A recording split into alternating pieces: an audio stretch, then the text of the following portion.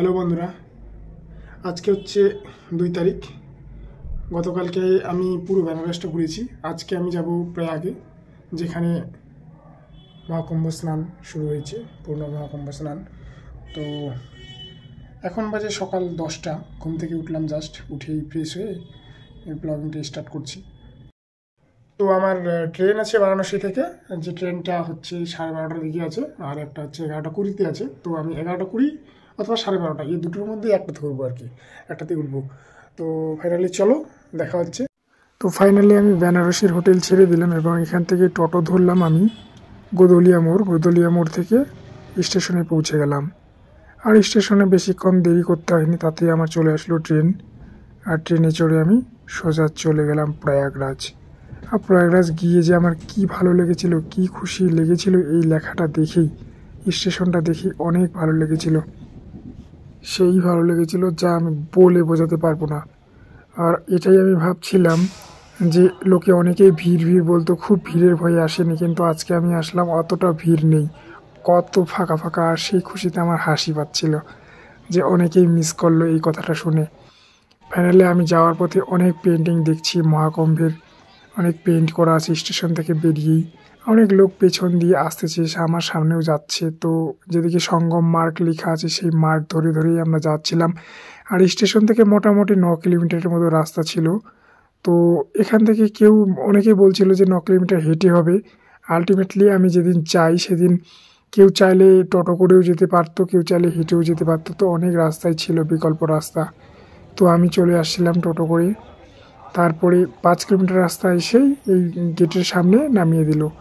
তো ফাইনালি আমি মেলাতে এন্ট্রি করলাম, একটু হেঁটে এন্ট্রি করছিলাম। আর মেলাতে ঢুকেই আমি যা দেখলাম, সব বেশিরভাগ হচ্ছে সাধু সন্ন্যাসী, বিভিন্ন রকমের, যেহেতু এরকম রিলেটেডেরই একটা মেলা।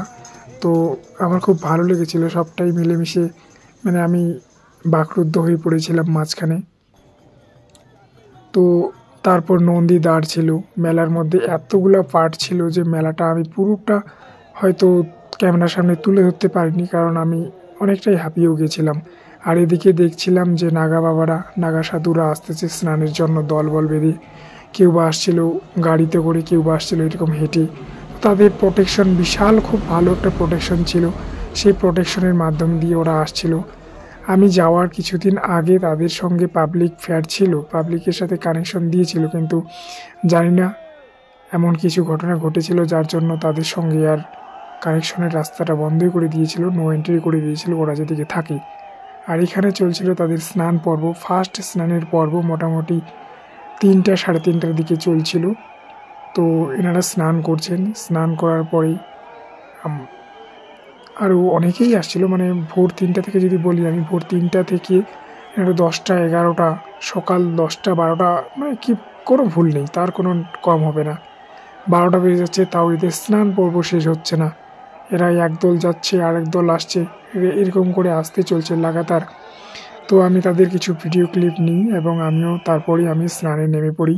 তো আমি তো গঙ্গার কলেই আমিও স্নান করে নিলাম। গঙ্গা মা সবাইকে ভালো রাখুক। সবাই স্নান করার পর মহাকুম্ভে গেছি আর তিলক লাগাবো না, তা তো কখনো হয় না। তো আমিও সেরকম একটা তিলক লাগিয়ে নিলাম, কারণ আমাকে নিজেকে কেমন মনে হচ্ছিল যে না লাগিয়ে নিলে। তো ফাইনালি আমার তিলকটাও যে পরিয়ে দিয়েছিল, খুব ভালো পরিয়ে দিয়েছিল, আর আমার খুব ওভারঅল ভালোই লেগেছিল। এবার ওখান থেকে বেরিয়ে পড়ার পর আমি যেহেতু একা গেছিলাম, তো তারপর আমি কোথাও সেরকম কিছু না পেয়ে সাউথ ইন্ডিয়ান খাবার খেতে চলে আসি। এখানে লেমন রাইস আর ইডলি নিয়েছিলাম। তো এখানে খুব পরিবেশনটা ভালো ছিল, আর সাউথ ইন্ডিয়ান যত রেসিপি ছিল সব আইটেমস ছিল সাউথ ইন্ডিয়ান, আর খুব সুন্দরভাবে পরিবেশন করছিল। এখানে প্রথমে বিলিং কাউন্টার ছিল, তারপর তোমার ওই বিল দেখে এরা সার্ভ করবে, খাবারটা দেবে আর কি। তো আমাকেও সেভাবেই দিয়েছিল। ওখানে স্নান পর্ব সেরে মোটামুটি আমি 5টা 4:30 5টার দিকে আমি খেতে চলে আসছি। তো দিয়ে দিল আমাকে লেমন রাইসের টেস্টিটা খুব ভালো ছিল, একটু লেবু ফ্লেভার ছিল, টকটক ছিল। আর সাউথ ইন্ডিয়ান কী সব ডাল মতো ছিল, বাট একটু টকটক ফ্লেভার, আমি ঠিক নামটা জানি না।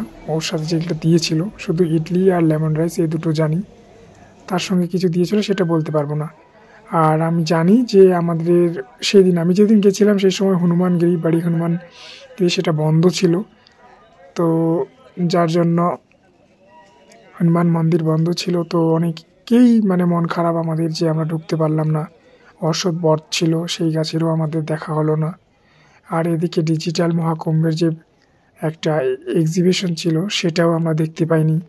তো শেষমেশ এই একটা মন্দির ছিল, মন্দিরের আপনাদেরকে শো করলাম। আর তারপর এইভাবে ঘুরতে ঘুরতে আমাদের প্রায় সকাল হয়ে গেল। আমি তো একাই গেছিলাম, আমার এতটাই মানে ভালোও লেগেছিল, আবার মাঝে মাঝে খারাপ লাগছিল যে দুজন থাকলে হয়তো ভালো হতো। তো অনেক ক্যামেরাতে অনেক সমস্যা হয়েছিল, আমি ক্যামেরার সময় পারফেক্ট কাউকে পাইনি, সেভাবে হয়তো ভালো ক্লিপ দিতে পারিনি। বিশেষ করে আমি যখন কোনো কিছু অ্যাক্টিভিটি করছি সেই অ্যাক্টিভিটিগুলো ক্যামেরার মধ্যে সেভাবে তুলতে পারিনি। যাই হোক, আমি সেভাবেই সেটা চাইও নি খুব একটা বেশি। তো তারপরেই আমরা সকালবেলা দেখতে পাই আমি যে হচ্ছে নাগা বাবারা অনেকেই এইভাবেই আশীর্বাদ করছেন।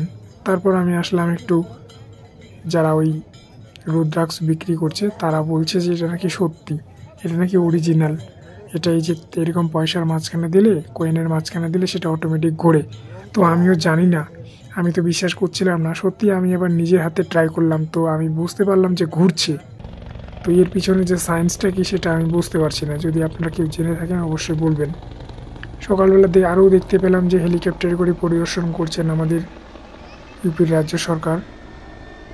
তিনি এত সুন্দর অ্যাকোমোডেশন করেছেন, তার উপর থেকে সাধুরা যখন স্নান করছে, লোকেরা যখন স্নান করছে, তখন উপর থেকে ফুলের পাপড়ি ছুঁড়ছেন।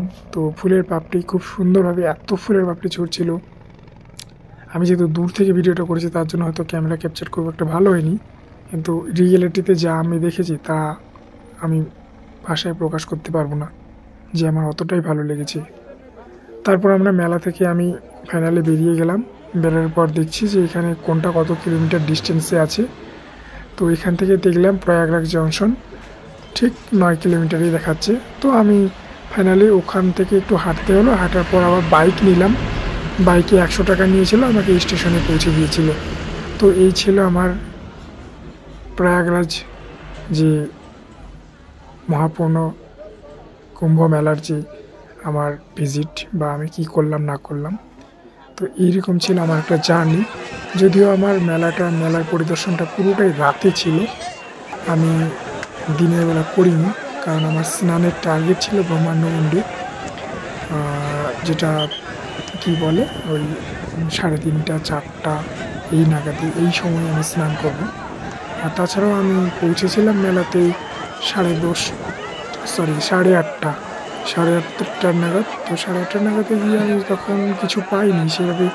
হোটেল খুব বুক ছিল, যেগুলো ট্রেন ছিল সেই ট্রেনও খুব ফুল ছিল।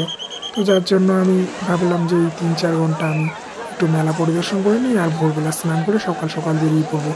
তো আমি সেটাই করেছি। আর এই ছিল ভিডিও ক্লিপ, আপনাদের কেমন লাগলো অবশ্যই জানাবেন।